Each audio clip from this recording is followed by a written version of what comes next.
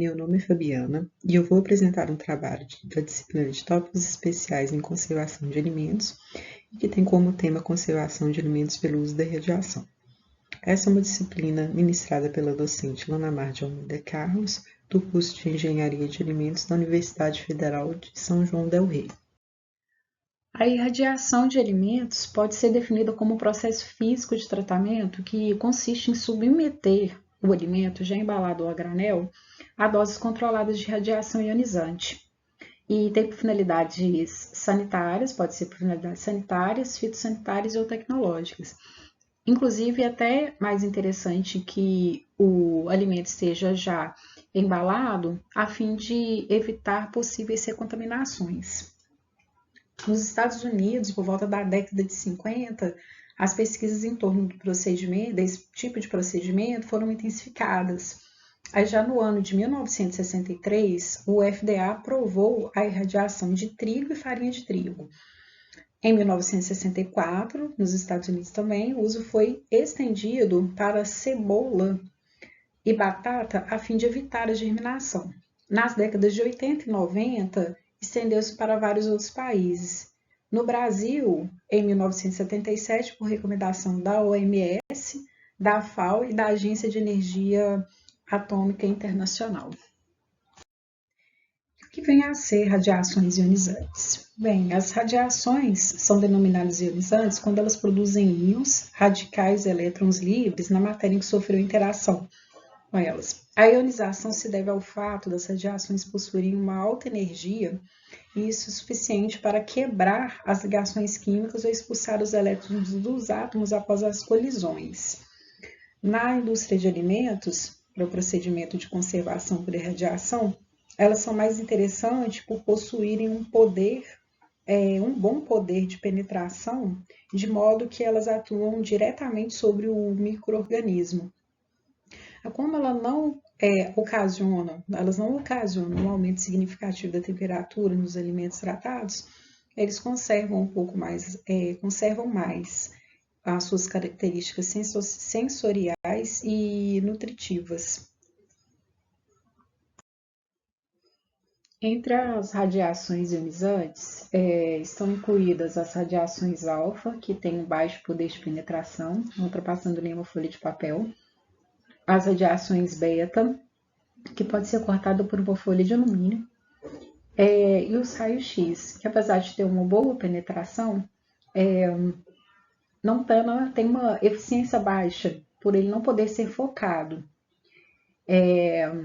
Já os raios gama têm um bom poder penetrante, sendo o mais interessante de todos eles, e eles podem ser obtidos através de equipamentos que possuem uma fonte de isótopos de alta energia a partir do cobalto 60. A dose de radiação aplicada nos alimentos vai depender da sua aplicação, da sua finalidade. Na tabela exposta estão algumas das aplicações com a sua faixa de dose e o exemplo de alimento. Então, para aplicação, nós temos inibição de brotamento, desinfestação, inativação e controle de parasitas, aumento de vida de prateleira, controle de fungos, destruição de patógenos, esterilização de materiais de embalagem, esterilização. A unidade mais utilizada no momento para a intensidade de radiação é o quilogray, que é definido como absorção de 1 joule de energia por quilograma de alimento. De modo geral, a faixa de dose de radiação aplicada no alimento está entre 0,1 kg e 50 kg. Novamente, reforçando a ideia, isso vai depender da aplicação que vai se fazer da irradiação. Segundo Potter, a bactéria Clostridium botulinum é um micro-organismo mais resistente à radiação, sendo necessária uma aplicação de 48 kg para se ter uma redução da população em 90%. Dentre as bactérias que são consideradas mais sensíveis à radiação estão as enterobactérias, especialmente Escherichia salmonella. Aí seria necessário uma incidência abaixo de 5 kg. Já os insetos e os parasitas, eles requerem doses mais baixas, entre 0,2 e 0,3 kg. Bem, os tipos de irradiação podem ser divididos pelo objetivo do tratamento e a dose que vai ser utilizada. Aí nós temos a radapertização, a radiciação, a radolização, controle de amadurecimento, desinfestação e inibição do brotamento. A radapertização é um processo que equivale à esterilização térmica, aí obtendo produtos comercialmente estéreis. Ele é um procedimento aplicado com a finalidade também, quando se tem a finalidade de eliminar o Clostridium botulinum, que é necessária a aplicação aí de uma dose de 48 kg para ter uma redução de 12D. Para carnes, não é muito interessante, porque ele pode ocasionar mudanças sensoriais, como rancificação. A radiciação ela é equivalente à pasteurização. A faixa de dose utilizada aí seria de 2,5 até 10 kg, que é o suficiente para eliminar micro-organismos viáveis, né? Eliminando patógenos que não formam esporos. A exemplo disso, nós temos a Salmonella spp. A radolização é similar à pasteurização, mas com doses relativamente baixas, entre 1 a 2,5 kg. Ela serve para destruição de bolores e leveduras e bactérias não esporulantes. Ela é bem utilizada, na maioria das vezes, em associação com o processo de conservação do tipo refrigeração. O controle de amadurecimento é utilizado em alguns tipos de frutas e hortaliças, como exemplo, morango e tomate, e que serve para prolongar a vida útil de prateleira dele. E a faixa de dose utilizada está entre 2 a 3 kg.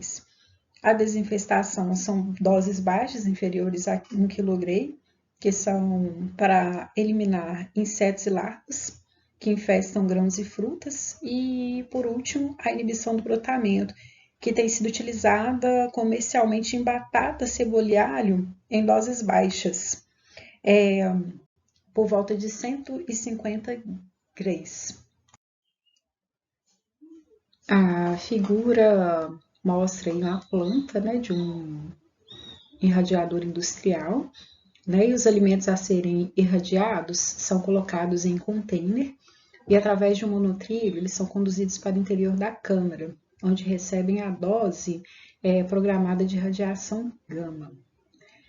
Os operadores qualificados, né, controlam e monitoram eletronicamente a fonte de radiação e o tratamento dos produtos através de um console situado fora da câmara de radiação.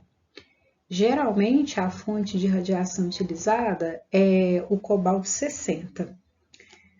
Como a fonte do isótopo, né, está continuamente irradiando, não pode ser desligada, ela é mantida blindada e em um tanque de água localizado abaixo da área do processo.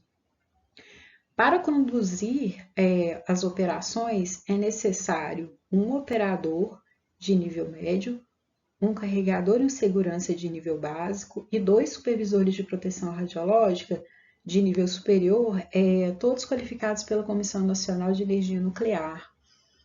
Na descrição dos vídeos, eu deixei um videozinho do funcionamento de uma máquina de irradiação industrial. No Brasil, os primeiros estudos referentes à irradiação foram realizados pelo Centro de Energia Nuclear da Agricultura. Atualmente, a legislação brasileira ela segue as recomendações internacionais regidas pela FAO, pela Agência de Energia Atômica Internacional e Códex Alimentários. O Ministério da Saúde publicou sobre os alimentos irradiados o decreto número 72.718, de 29 de agosto de 1973, a lei número 7.394, de 29 de outubro de 1985, e a resolução RDC número 21, de 26 de janeiro de 2001. E essa resolução, essa RDC número 21, é quem aprova o regulamento técnico para irradiação de alimentos. Aí ela define, né, parâmetros como dosagens de radiação a serem utilizados para determinados fins, rotulagem e entre outros.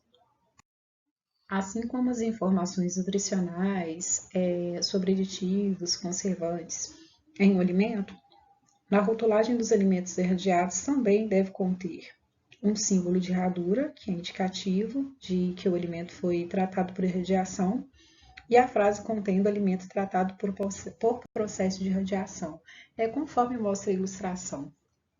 Complementar, eu trouxe aqui um estudo realizado na UFVJM, UFLA e FACI, que teve como tema a radiosensibilidade da Listeria monocytogenes, Salmonella enteritidis, Escherichia coli, em leite tratado por irradiação gama. O objetivo do estudo foi verificar a letalidade da irradiação gama em leite inoculado por esses 3 micro-organismos.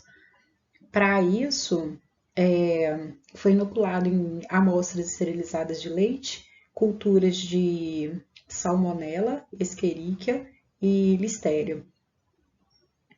De acordo com a tabela afixada, eles obtiveram os seguintes resultados. Houve efeito significativo das doses de radiação.